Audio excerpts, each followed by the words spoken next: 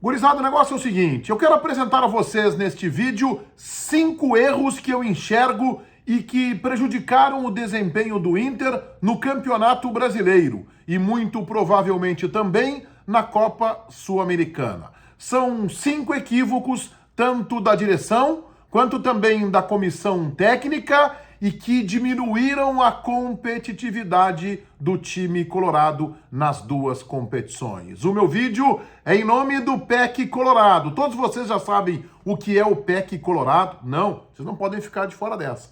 Se inscrevam lá em peccolorado.com.br. É uma assinatura anual da cerveja do Internacional. Cervejas exclusivas, artesanais. E conforme o PEC que tu escolher, acompanham lindas taças colecionáveis. Tem também fascículos te mostrando o melhor da história colorada. Mas atenção, poucas vagas, edição limitada. Tu vai receber na tua casa durante um ano esta caixa com a cerveja do Inter, as taças e fascículos reproduzindo o melhor da história do clube. A partir de R$ 49,90, tu paga em 12 vezes no teu cartão de crédito, ou 12 de R$ 69,90, ou no PEC mais completo, 12 vezes de R$ 99,90, na tua casa, em qualquer canto do país. Não pode ficar de fora dessa. E tem promoção, entra lá no site, packcolorado.com.br. Quem indicar mais amigos, os 3 que fizerem com que mais amigos façam a inscrição no PEC Colorado, os 3 vão ganhar cada um cervejas do Inter e uma camisa autografada pelos jogadores. Não dá para ficar de fora dessa. Todo mundo lá, atenção, eu tô avisando, edição limitada, não fica de fora. peccolorado.com.br. Há uma série de fatores que tornaram o time do Internacional menos competitivo e incapaz de chegar sequer à decisão da Copa Sul-Americana e de disputar com maior competitividade o título com o Palmeiras. Isso está praticamente descartado, mais do que improvável, é quase impossível que o Inter consiga encostar no Palmeiras. Eu elenquei aqui 5 motivos, talvez menos óbvios, aos óbvios. A gestão ruim do presidente Barcelos no ano passado, trocas de treinadores, falta de consistência de um trabalho que começou também equivocado nesse ano, na escolha da comissão técnica, mais uma vez uma montagem com estrangeiros que não conseguiram conhecer a realidade do nosso futebol. Mano Menezes chegando quase que em meio à temporada, perdendo todo o começo de trabalho. É uma série de equívocos que a gente enxerga com maior facilidade. Mas há aqueles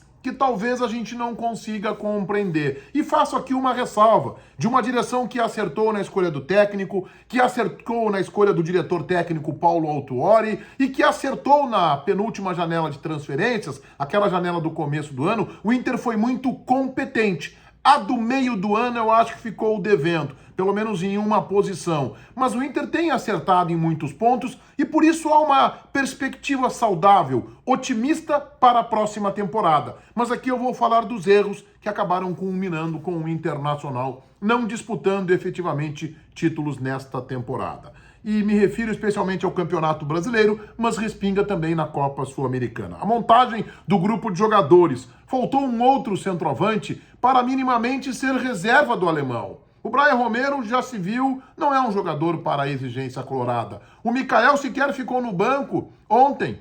Portanto, no empate com o Bragantino por 0-0, faltaria, já que o alemão foi um achado, faltaria um centroavante para disputar a posição com ele e para ser um seu reserva à altura. Os laterais também o Inter ficou devendo.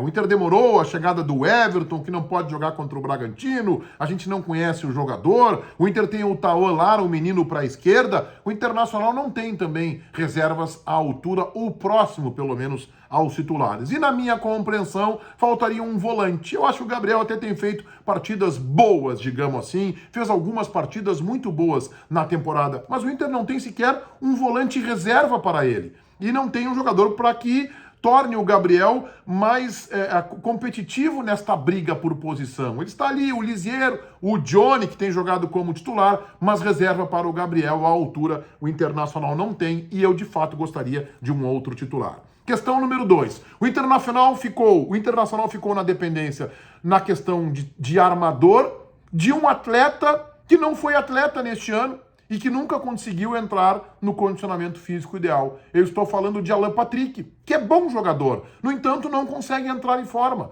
não consegue ser competitivo, e o Inter ficou na dependência deste jogador, que tem os seus momentos de luz dentro das partidas, e que quando tem essa luz, normalmente ou resolve um jogo, ou fica muito próximo de resolver. O Inter ficou na dependência exclusiva de Alan Patrick.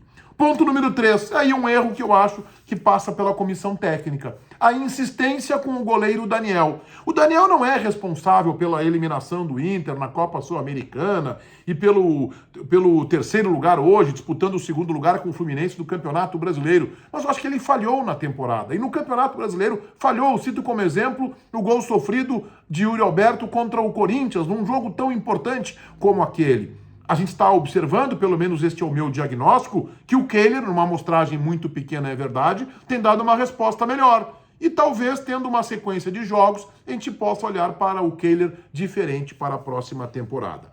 O quarto ponto, o atraso do direito de imagem. Isso aconteceu em junho. E isso se deu não só propriamente pelo atraso, esta é a matéria-prima mais importante da questão, mas porque o Inter tinha um dirigente incapaz, atabalhoado à frente da pasta mais importante que é do clube, que é o departamento de futebol. Um dirigente despreparado e que tentou mascarar através de uma frase, de um jogo de palavras para um jornalista, que não havia atraso algum.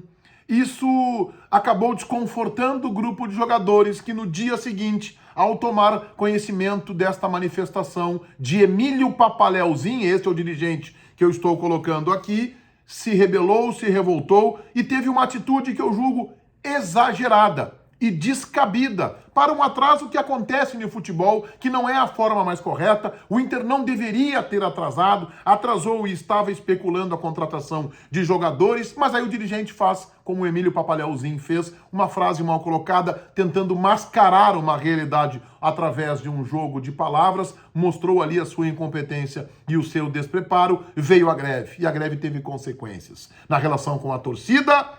E talvez ali o Internacional tenha diminuído o tamanho de Tyson, que nunca mais foi o mesmo, nem na relação com o torcedor e nem dentro de campo. O Tyson já não vinha sendo um grande jogador, mas sempre houve nele uma esperança de que ele pudesse jogar o futebol, que em alguns momentos do ano passado, raros momentos, ele apresentou. Já não se espera mais o Tyson da primeira passagem pelo Internacional ou o Tyson do Shakhtar. O que se espera é o Tyson do jogo contra o Flamengo do ano passado, a goleada por 4-0.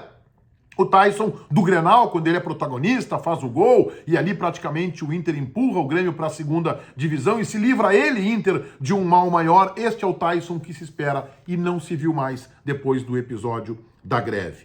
E o quinto ponto, a falta de uma blindagem, de uma atitude dos dirigentes colorados em relação a Edenilson. Ora, se o Edenilson não vai sair agora e nem tem janela aberta para que ele saia, quando o Edenilson passou a ser marcado pela torcida, teríamos que ter um dirigente, talvez o presidente Alessandro Barcelos, melhor ainda o diretor técnico Paulo Autuori, numa entrevista coletiva com toda a humildade, fazendo um apelo para a torcida.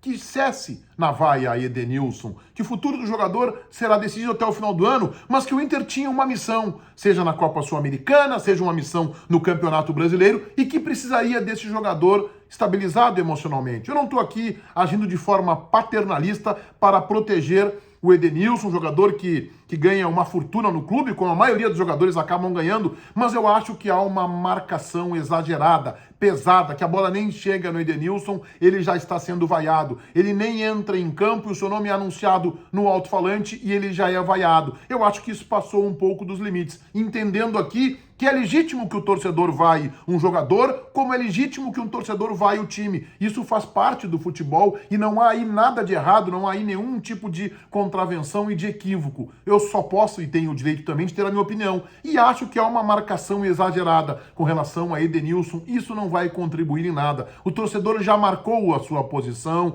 na eliminação do Inter na Copa Sul-Americana, em jogos subsequentes, mas a partir de algum momento, o torcedor, uma minoria, alguns, acabaram passando o sinal vermelho, pelo menos na minha opinião, ainda que eu entenda como legítimo e democrático o processo da vaia. Eu não vi nenhum dirigente sair em defesa do jogador, convocar uma entrevista coletiva exclusivamente para tratar desse assunto e para dizer de forma humilde e aberta que o Edenilson é jogador do Inter, patrimônio do clube, e que assim será tratado. E que esse dirigente pediria à torcida do Internacional, apelaria para a torcida, para o bom senso, que respeitasse e que ajudassem para que o Edenilson reencontre o melhor do seu futebol, que o Inter precisa e muito. 5 equívocos que eu enxergo entre tantos que levaram o Internacional a mais um ano de fracassos dentro de campo e mais um ano sem nenhuma conquista. Se inscrevam no meu canal, ativem as notificações ali no sininho e não esqueçam de se inscrever no PEC Colorado,